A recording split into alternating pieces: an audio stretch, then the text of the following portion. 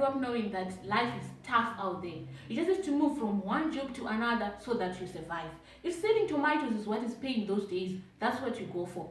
If selling tobacco is what is paying those days, that's what you also go for. My parents are farmers, but they do not major in tobacco farming. But for the past 3 years or so, they've been growing tobacco. Why? Because tobacco is proven to be more profitable than all the other crops. But one thing that I know for sure is if those profits decrease, they are going to leave tobacco and go back to their original plants because that's where their passion is. It's the same thing with these days. People are exchanging money from rands, US dollars, and people are making money. People are able to put food on the table. People are buying cars. People are buying whatever they are buying with that money. But then if that money exchange starts not paying, everyone will leave. The only people that are going to be doing that money exchange like forever, they are those people that started doing it long time ago. You find that for those people, even if it pays them, they still do it. Even if it doesn't pay them, they'll still do it.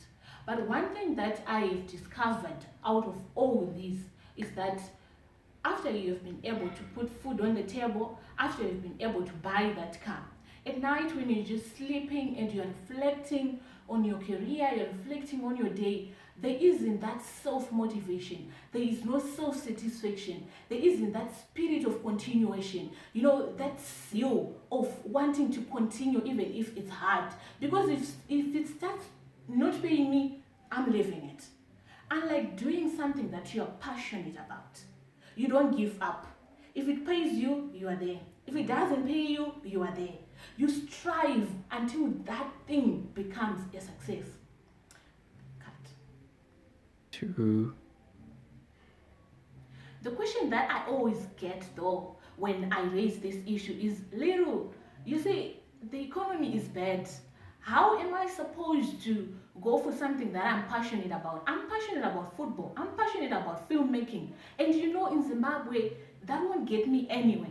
And then let me give you an example. I've got a friend of mine who is an engineer.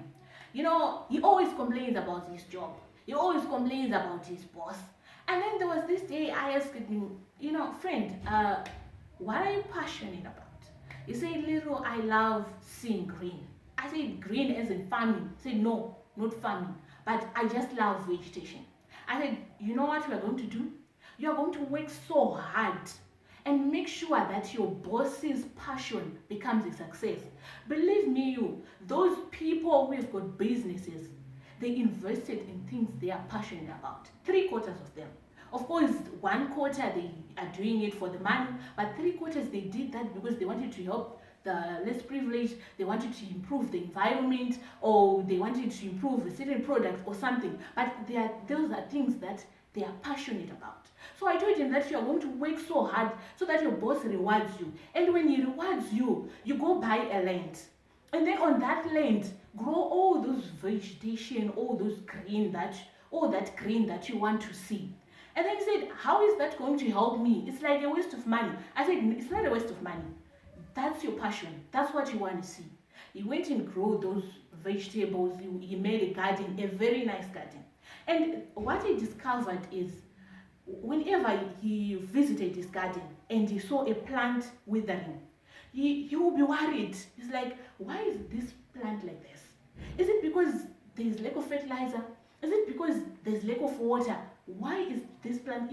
It's got to him. Up to an extent that after some months, when we visited the land, it was all green and all nice. It was so perfect because he didn't give up on his plants. He didn't give up in what he wanted to see. So at the end of the day, he was satisfied. He got self-satisfaction. And someone just came by and said, you know what, I love your garden. I want to have a photo shoot here. And now he's getting paid. It's like being rewarded for satisfying yourself. So that's the same thing with you. If you feel like I'm a dressmaker, my passion is football. I'm passionate about filmmaking. I'm passionate about cooking. You don't necessarily need to leave those jobs that you've been doing. You don't necessarily need to leave the company that you're working for, but you have to work hard so that you get rewarded. And when you are rewarded, you invest in your own passion.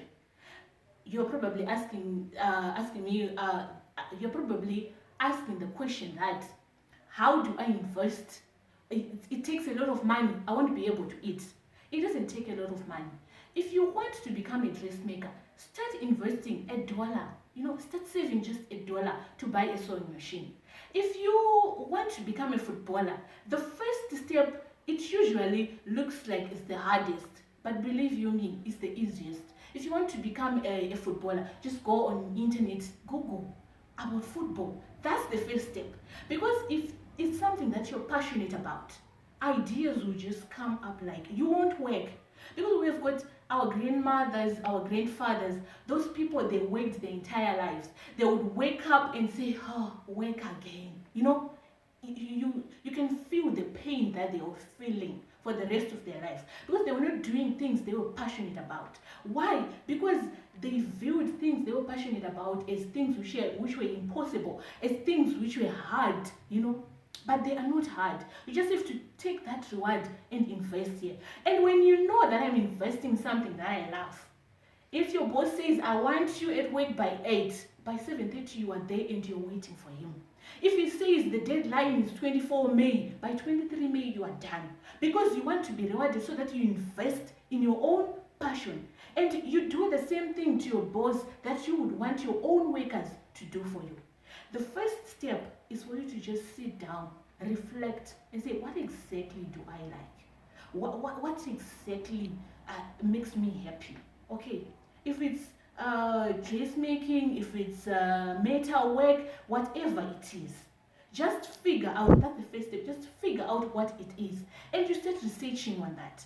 Some people say, I love filmmaking, but how do I start? You have a phone, my friend. That's the first step. Take yourself a video doing something and then you just post on YouTube. Say, guys, this is what I have done. That's how you start. That's the first step. Because we have people who are in the fields that they do not like, who are doing things which they are not passionate about. They give up, they complain because it's not from here. But if it's from here, you don't care about what you're gonna get. You don't care. All you want is to perfect whatever you're doing. You want to look at that thing and say, wow, this is me. I did this. And everyone wants something which is perfect. So you will be paid for perfecting something. So it's like being rewarded for actually satisfying yourself. Because your passion